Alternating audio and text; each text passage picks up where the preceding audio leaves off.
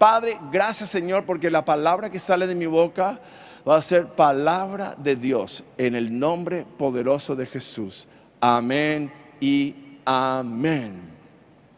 Cuando el Señor nos llama a ensancharnos, nos llama también a empoderarnos. Dios no te llama a ensancharte sin empoderarte. Por eso aquellos que van a ensancharse tienen que entender que están siendo empoderados por Dios, que pertenecen al reino de Dios. Y señores, estamos viviendo en los finales de los tiempos. Usted tiene que entender que hoy día nosotros estamos viviendo en los finales de los tiempos. No está viviendo en los últimos minutos antes de la venida de Cristo. Y usted tiene que saber que Israel se posicionó en su lugar justamente para que finalmente haya una guerra en Armagedón, que es el Valle de Megido, lugar donde se va a desenvolver esa última guerra. Y lo interesante de todo esto es que Israel ya está con un proyecto de reconstruir su templo, que es parte del cumplimiento profético, donde el anticristo va a entrar a ese templo y va a autoproclamarse el Dios de este mundo con un gran engaño. Por eso dice en Mateo 24:4, dice la palabra del Señor. Miren lo que dice Mateo 20. Respondió Jesús, le dijo: mirad que nadie os engañe. ¿Por qué? Porque el espíritu de engaño ya está sobre la tierra, engañando al mundo entero con engaños, con filosofías, ideologías, cosas, humanismo. Por eso le preguntaron ellos en el versículo 3, los apóstoles querían saber, y estando él sentado en el monte de los olivos, los discípulos se le acercaron aparte diciendo: dinos cuántos serán estas cosas y qué señal habrá de tu venida y del fin del siglo. Y lo primero que Jesús le dijo es que nadie les engañe. Otra de las cosas es que aparece en Mateo 24, que hoy no vamos a poder tocar, es la reconstrucción del templo, que fue destruido en el año 70, cuando los romanos invadieron Jerusalén y aplanaron. Porque Jesús le dijo, cuando ellos los apóstoles se acercaron a Jesús y querían impresionarle a Jesús, decirle: mira qué capo es el templo, porque todo para ellos era el templo. Y dice en el versículo 2 de Mateo 24, respondiendo le dijo: ¿veis todo esto? De cierto os digo que no quedará aquí su piedra sobre piedra que no sea derribada. Y dice en el versículo 1, ¿de qué estaba hablando Jesús? Cuando Jesús salió del templo, se iba y se acercaron a sus discípulos para mostrarles los edificios del templo. Y Jesús le dice algo en el versículo siguiente. Jesús le anuncia a ellos y le dice, respondiendo a él, le dijo: ¿veis todo esto? De cierto os digo que no quedará aquí piedra sobre piedra que no sea derribada. Y para ellos dice: ¿cómo va a ser eso? Ni se les cruzaba por la imaginación que 70 años después de la muerte de Cristo, el emperador Tito iba a entrar y derrumbar todo Jerusalén. Iba a venir la diáspora, la expansión de todos los judíos en el mundo entero. Pero hoy nosotros vemos en Ezequiel que Dios llama a los judíos a que vuelvan a su tierra y se reconstruya Israel, y nace una nación en un solo día, como dice en 1948. El 14 de mayo nació una nación en un día. Nacerá una nación en un día, dice en Isaías 66. ¿Y quién nació en un día? Israel nació en un día como nación. Imagínense, eso ya está cumplido. Lo que falta ahora es que se reconstruya el templo. Y el templo, todo el programa del templo ya está reprogramado totalmente. Entonces Dios le llama a su iglesia a llevarle mensaje de el evangelio, que es las buenas noticias. Y las buenas noticias es que el mundo no tiene que pasar ni por la tribulación y mucho menos por la gran tribulación. Entonces, dos tribulaciones: primer nivel de intensidad de tribulación y luego la gran tribulación. La tribulación va a comenzar, como dice en Apocalipsis 6, en el versículo 1 y 2, con la aparición del anticristo, haciendo de una figura de un líder, entre comillas, bueno, apoyado por un falso profeta que va a señalarle a él como el líder. ¿Por qué un líder político necesita un falso profeta? ¿Por qué? Porque necesitan del sistema religioso para que vaya y le apoye a él, y el mundo que es religioso le diga: este es el líder. Si la religión no le apoya al líder, el líder queda totalmente desamparado porque no tiene el apoyo religioso. Y el anticristo va a tener un falso profeta, dice en Apocalipsis 13. Y ese falso profeta es el que va a conseguir la unidad de la religión en el mundo, donde va a juntar el cristianismo, el islamismo, el hinduismo, todos juntos para que se unan en un solo lugar donde se va a celebrar la unidad y la paz mundial que va a ser en Jerusalén. Ese es el lugar donde se van a reunir y van a formar la unidad de las 3 religiones en el mundo. ¿Me está siguiendo? Entonces, estamos viviendo en los últimos tiempos. El espíritu del anticristo ya está sobre la tierra y usted tiene que entender que usted está siendo parte del final de los tiempos. Usted está siendo parte del final de los tiempos. Dice, miren, cuando dice, vi cuando el Cordero abrió uno de los sellos y uno de los 4 seres vivientes decir con voz de trueno, ven y mira, le dice a Juan, que estaba en ese momento en Patmos, y le muestra lo que está sucediendo. ¿Y qué dice en el versículo 2? Y miré aquí un caballo blanco, y el que lo montaba tenía un arco, y el que le fue dada una corona, y salió venciendo y para vencer, dice, hablando del anticristo.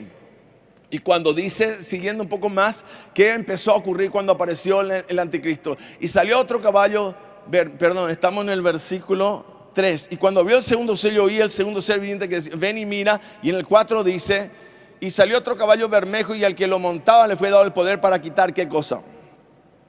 ¿Qué se removió de la tierra?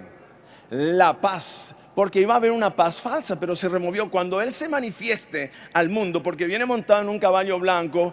¿De qué color era el caballo blanco de Napoleón?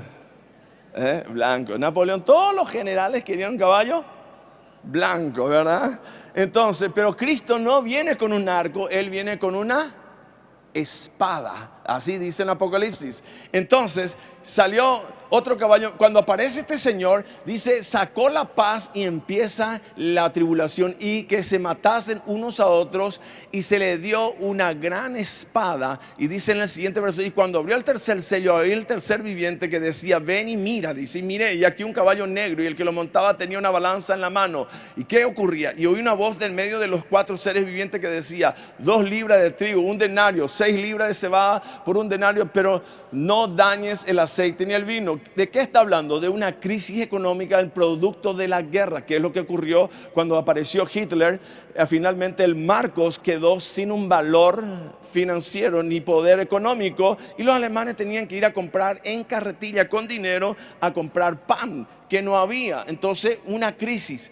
Ahora, ¿estamos viviendo en estos tiempos? Sí, estamos viviendo. ¿Por qué nosotros insistimos en que usted se involucre en su vida espiritual? Porque estamos viviendo en el tercer día. Este es el tercer día donde el primer milenio ya pasó, el segundo milenio ya pasó y ahora estamos en el tercer milenio. Y dice en Oseas 6, versículos 1, 2 y 3, dice lo siguiente: venid y volvamos a Jehová porque Él arrebató y nos curará. Arrebató quiere decir que Israel vino la diáspora y se fueron por todas partes del mundo y se quedaron sin templo. Y Dios nos cura. Y Dios nos vendará. Y dice en el versículo 2, dice, nos dará vida después de ¿cuánto?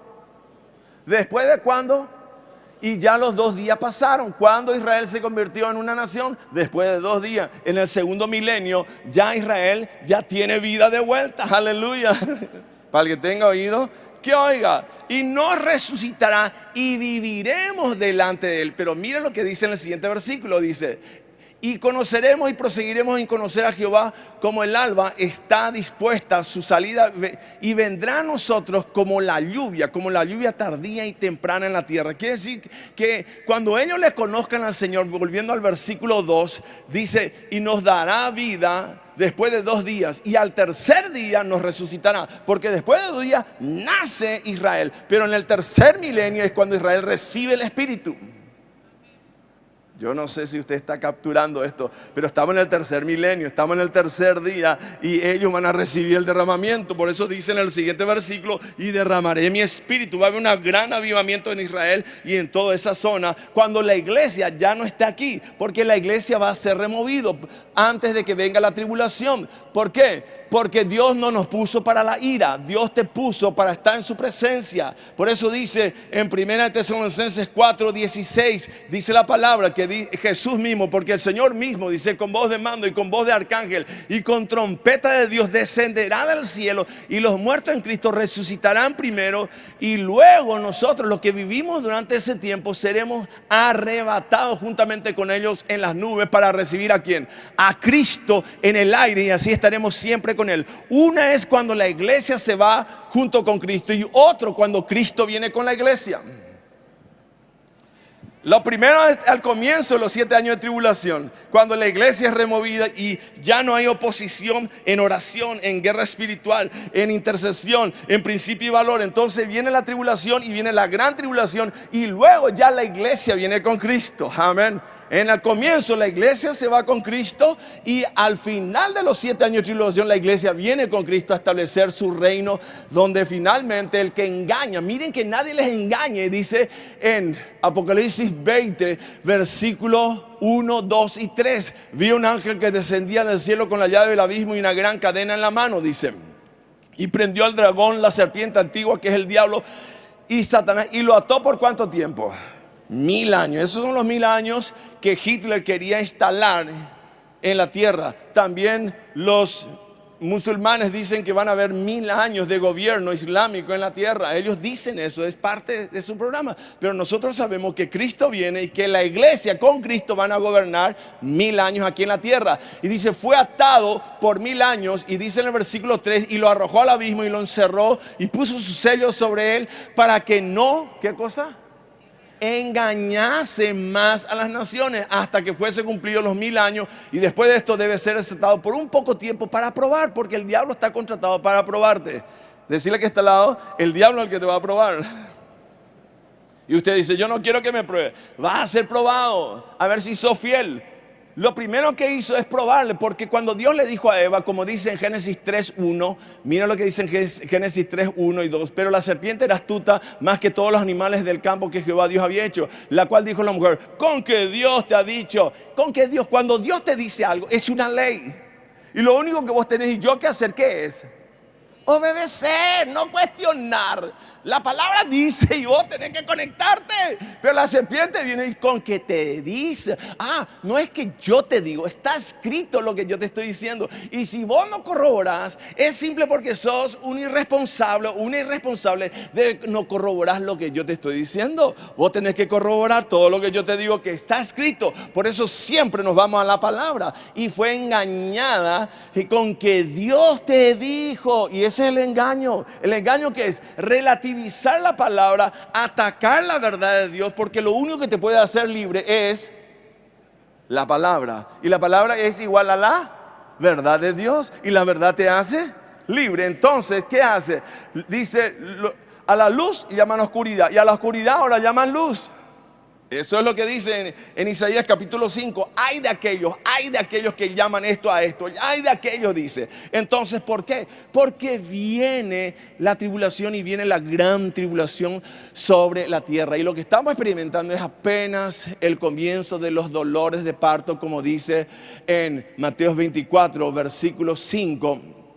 Cuando dice, porque vendrán muchos en mi nombre diciendo yo soy el Cristo, y a muchos engañarán. Y eso es lo que está ocurriendo hoy. Siguiendo, dice, y oiréis de guerras y rumores de guerra. Mira que no os turbéis, porque es necesario que todo esto acontezca, pero aún no es el fin. Ahora hay más guerra que en toda la historia de la humanidad junta. En los últimos 100 años hubieron más guerra que en los últimos 3000 años. Hoy día el hombre se está peleando. Tenemos Venezuela, tenemos Medio Oriente, tenemos Corea, tenemos Asia, tenemos Tailandia, tenemos una cantidad de lugares que usted dice en África. Terrible lo que está pasando, las guerras internas en África. Eso que está pasando hoy día en el mundo, las epidemias. ¿Qué más dice? Mira lo que dice, aún no es el fin, dice, porque se levantará nación contra nación. Venezuela es un ejemplo nomás, reino contra reino, habrá pestes, hambres, terremotos en diferentes lugares. Todo eso está ocurriendo en una intensidad que nunca antes pasó en la historia. Hoy hay más terremotos y usted me dice, no, pero lo que pasa es que antes no se sabía. Claro, se sabía los terremotos, solamente que ahora se pueden medirlos y la intensidad en los últimos 50 años ha aumentado en un porcentaje increíble, que ahora estamos llegando a terremotos a 9 puntos. Dice, los últimos terremotos, el promedio estaba entre 6.3 y ahora están habiendo terremotos hasta 9 puntos, que nada queda parado. Y los terremotos van a venir. Usted va a ver más terremotos en los próximos 5 años que van a sacudir, van a caer estructuras tremendos, van a haber terremotos. Entonces, terremotos físicos, terremotos económicos, van a haber todo eso. Y en diferentes lugares, hambres. 1.000 millones de personas hoy tienen hambre. Hoy se van a acostar con hambre. Usted dele gracias a Dios que vive en Paraguay. Aleluya. Usted dele gracias a Dios que vive en Paraguay. Entonces, Dios nos está llamando a nosotros a vencer, a salir, a entender. Y si usted realmente no entendió el mensaje de hoy, llévelo. Está en un CD a la salida, usted lo puede llevar y lo puede tener en su auto y volver a escucharlo. Entonces ahí está, lleva tus prédicas, dice. Entonces tenemos que entender que los hijos de Dios tenemos que levantarnos a un nuevo nivel de unción y poder. Y yo les compartí la semana pasada cuáles eran las cualidades del que vence. Vamos a ir rapidito a hacer un repaso, porque el que vence no es anémico espiritualmente.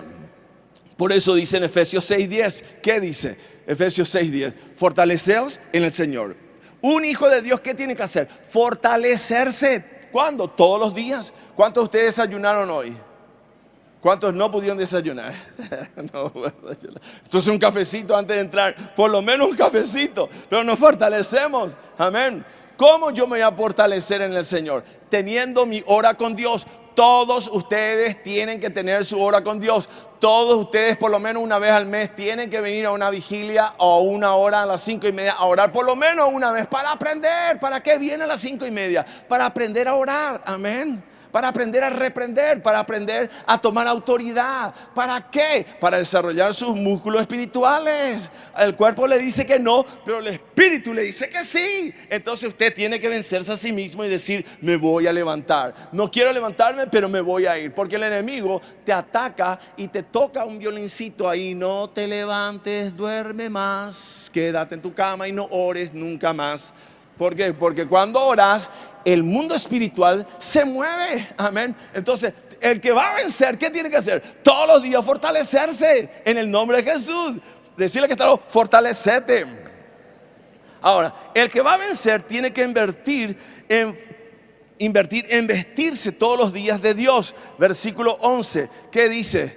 Ahí dice, vestidos de toda la armadura de Dios. Colosenses 3:10 nos dice, hasta el 15 rápidamente dice, y revestido del nuevo, el cual conforme a la imagen del que lo creó, se va, ¿qué cosa? Decirle que está, renovate todos los días. Tu espíritu se tiene que renovar. ¿Cuántos saben que nosotros usamos energía renovable? Todos los tiempos usamos energía renovable. ¿Cuántos saben, verdad? ¿Sí? ¿Usted usa energía renovable? Claro, usted come, ¿verdad? ¿Qué sé yo? Come pan, come lo que usted coma. Eso es renovable. ¿Por qué? Porque usted come verdura, toma una sopa de verdura, legumbre, poroto. Todo eso es energía renovable. ¿Cuántos saben que eso es energía renovable? Amén. Aleluya. Entonces también espiritualmente yo me renuevo todos los días. Si no me renuevo, no me puedo reinventar y reproyectar. Usted se tiene que renovar, revestido del nuevo, el cual conforma la imagen de que lo creó. Y usted fue creado ahora en Cristo. Tiene una capacidad de renovarse en oración. ¿Y cómo se renueva una persona? Una de las cosas que yo hago personalmente es aprender a orar en lenguas todo el tiempo que yo puedo. Por eso dice en 1 Corintios capítulo 14, en el versículo 4, creo que está, dice, el que habla en lengua extraña, el que habla en lengua extraña. Amén. ¿Y por qué? Porque hay una conexión directa de mi espíritu, no mi intelecto, porque mi intelecto está minado con información humana que cuando yo pasa de mi mente a mi boca para dirigirse a Dios, se va con contaminación de incredulidad. Entonces lo mejor es orar con el espíritu. Y yo oro todo el tiempo con el espíritu. Yo me voy caminando y escuchando los pájaros y me voy y pasa alguien, ¿qué tal, pastor? ¿Cómo está? Ok, perdón. ¿Por qué? Porque dice en 1 Corintios 14:2 que el que habla en lengua, ¿a quién le habla? ¿A quién le habla? A Dios. Entonces para hablarle a Dios, Dios te da el lenguaje. Y si no tenés, pedile. O si no, anda a tomar un curso rápido aquí en el... No. Eso se recibe, amén. Se recibe. Por eso dice en Hechos capítulo 2 versículo 4, y fueron todos llenos del Espíritu. ¿Y qué pasó cuando fueron llenos del Espíritu? Comenzaron a hablar. ¿Y a quién le hablaban? a Dios. Amén. Yo no me puedo acercar a la pastora. Hola pastora, ¿cómo está? Rica tarshanda la para kundirishin de la baracayo. Pastora, no me va a entender. Yo a ella no le puedo hablar en lengua. Le tengo que hablar a Dios en lengua. Y Dios me entiende. ¿Para qué Dios te dio eso? Porque es el único idioma que el enemigo no sabe. Aleluya. Amén. Entonces, me revisto, como dice en Colosenses 3, en el versículo 11, entonces dice, donde no hay griego, ni judío, ni circuncisión, ni incircunciso, ni escita, ni siervo libre, ni sino que Cristo es el todo. Cuando yo me revisto, yo me uno a un ejército y me uno a otra persona que se revistió. Entonces yo soy más grande de lo que yo soy. ¿Pudo entender eso? Entonces cuando me revisto de Cristo, me desvisto de mí y me uno a ustedes y nosotros todos somos uno. Aleluya. Y soy más grande que yo solo. Decirle que a este lado, mejor no le diga. De vestirte de vos y revestite de Cristo. Amén. Para que seamos uno. Aleluya. Y dice en el versículo 12, miren lo que dice: vestidos pues como escogido de Dios. Aleluya. Usted fue escogido por Dios. Se viste como escogido. ¿Para qué? Para que usted pueda salir a vencer. Y amados de entrañable misericordia, de benignidad, de humildad, de mansedumbre y de paciencia. Me tengo que vestir de eso. Aleluya. Primero me visto como ¿quién? Como escogido de Dios. Decirle que fuiste escogido por Dios. Y si Dios te escogió, que te vista, aleluya, me visto como escogido de Dios. Primero me visto de santidad. Número 2, me visto porque soy amado de entrañable misericordia. Me tengo que vestir de la misericordia. Amén. ¿Qué quiere decir eso? Que yo no me voy alrededor buscando a quién le voy a dar por la cabeza, sino a quién le voy a mostrar la misericordia.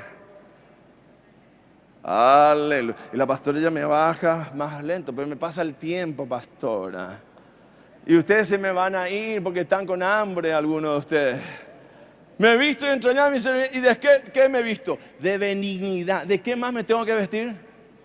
De humildad. Aleluya. ¿Por qué? Porque antes de la caída está la altivez de espíritu. El síndrome de Lucifer, ¿cuál fue?